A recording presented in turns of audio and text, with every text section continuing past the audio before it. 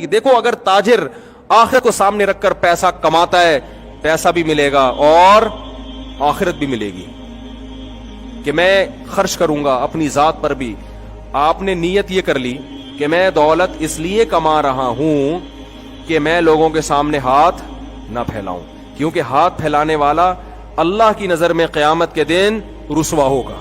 میں اس بے عزتی سے اپنے آپ کو بچاؤں گا، کیونکہ اللہ کو صرف اپنے سامنے ہاتھ پھیلانا پسند ہے، مخلوق کے سامنے اللہ ہاتھ پھیلانے کو پسند بولتے کیوں نہیں بھائی؟ نہیں کرنا. اس نیت سے کماؤں گا. نمبر 2، اس نیت سے کماؤں گا کہ میں رشتہ داروں پہ خرچ کروں گا. اور رشتہ داری جوڑنے سے کون راضی ہوتا ہے؟ ہر چیز گھوم پھر کے کہاں نہیں چاہیے؟ اللہ کی طرف، کائنات کو بنانے والا وہ اجر دے گا مجھے، دنیا سے نہیں چاہیے. میں اس لیے کما رہا ہوں کہ میں غریبوں کو کھلاؤں گا، غریبوں کو خوش کرنے کے لیے نہیں. کیا عجیب انداز ہے یار قرآن کا. انما نطعمکم لوجہ اللہ، اللہ فرماتے ہیں ہمارے نیک بندے جو آخرت کو سامنے رکھ کر زندگی گزارتے ہیں، ایسا خاندانی اخلاص ہے کہ جس وقت بھوکوں کا پیٹ بھر رہے ہوتے ہیں تو بھوکوں سے خطاب کر کے کہہ رہے ہوتے ہیں کہ اس خوش فہمی میں مت رہنا کہ ہم تمہیں خوش کرنے کے لیے کھلا رہے ہیں. نا نا نا نا نا، تمہیں نہیں خوش کرنے کے لیے کھلا رہے. انما نطعمکم لوجہ اللہ، ہم اللہ کو خوش کرنے کے لیے تمہیں کھلا رہے ہیں. اب جب تمہیں خوش کرنا مقصود ہی نہیں ہے تو تم سے اس کا بدلہ بھی ہمیں نہیں چاہیے. کتنا معمولی سا بدلہ شکریہ ہوتا ہے. سب سے کم ترین بدلہ کیا ہے؟ کھانے کے بعد اگلا بول دے تھینک یو. وہ کہہ رہے تھینک یو بھی نہیں کہنا. لا نرید منکم جزاء ولا شکورا، ہم تم سے نہ بدلہ مانگتے ہیں، نہ پیسے، نہ شکریہ مانگتے ہیں. سوال پیدا ہوتا ہے بھائی پھر کھلا کیوں رہے ہو؟ کہتے ہیں انا نخاف من ربنا یوما عبوسا قمطریرا. اصل میں ایک دن آنے والا ہے میدان حشر کا، جس دن لوگ بھوکے بھی ہوں گے، برہنہ بھی ہوں گے، پیاسے بھی ہوں گے. ہمیں خدا نے بتایا ہے کہ جو دنیا میں بھوکوں کا پیٹ بھرے گا، انسانوں کی خواہشات کو پورا کرے گا، کل قیامت کے دن جن مصیبتوں میں عام انسان مبتلا ہوں گے میں اس مصیبتوں سے اس کو نکال لوں گا. حدیث میں آتا ہے نا، قیامت میں اللہ اعلان کرے گا کہاں ہیں وہ لوگ جب میں بھوکا تھا تو انہوں نے مجھے کھلایا، کہاں ہیں وہ لوگ جب میں پیاسا تھا تو انہوں نے مجھے پلایا.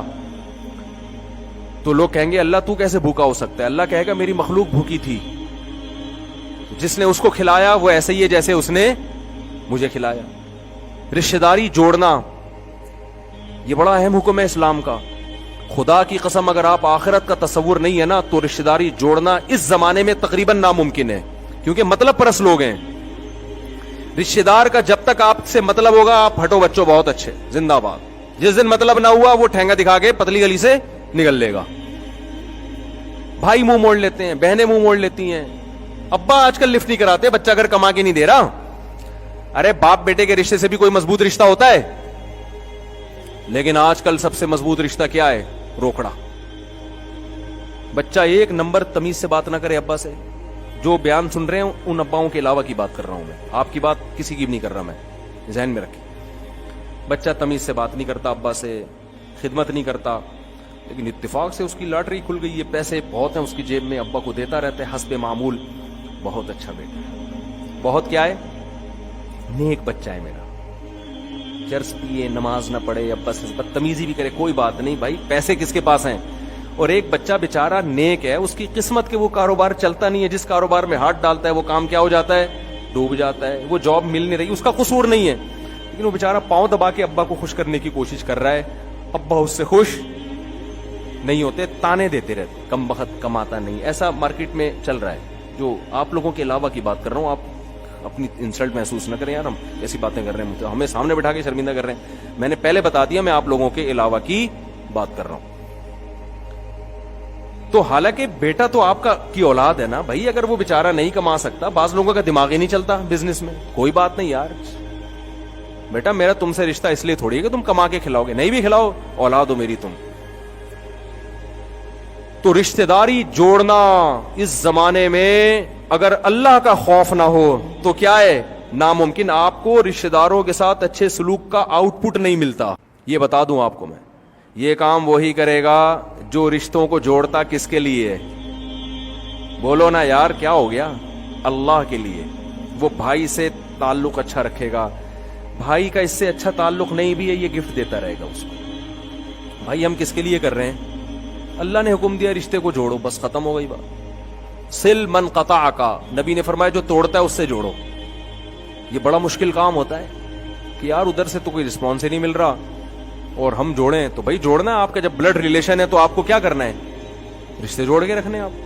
ہاں ایک بات میں کہتا ہوں کہ اتنا جوڑنے کی کوشش کہ جڑنے کے بجائے اور توڑنا ہی شروع ہو جائے. بعض لوگوں کے مزاج ایسا ہوتا ہے، آپ دو محبت کے بول بولیں تو آگے سے اینٹ کا جواب پتھر سے دیتے ہیں وہ.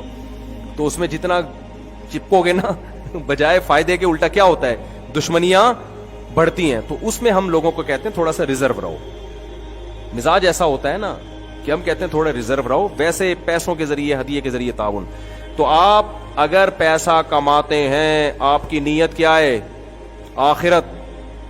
تو یہ بہت بڑے اجر کا ذریعہ ہے اور آپ کامیاب ہیں.